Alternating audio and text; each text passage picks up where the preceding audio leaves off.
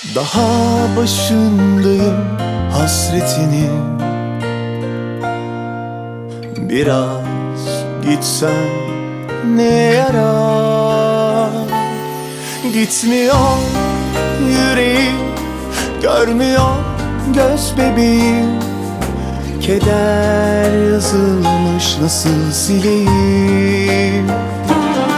Gitmiyor yüreğim, görmüyor göz bebeğim. Keder yazılmış, neyleyim? İlk izim son sözüm, durduramam içimde yangınımı. Ah bu ömre sığdıramam geçen yıllarımı. İlk izim son sözüm, durduramam içimde yangınımı. Saklıyorum bende solan bütün beyazlarımı.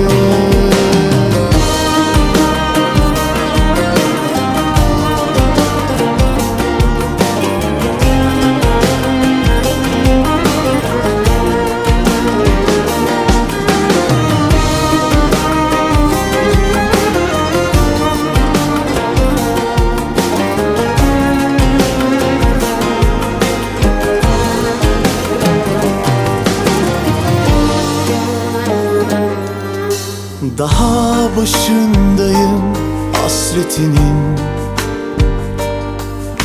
Biraz gitsem ne yarar? Daha başındayım hasretinin.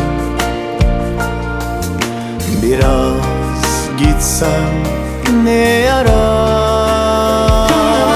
Gitmiyor yüreğim, görmüyor göz bebeğim.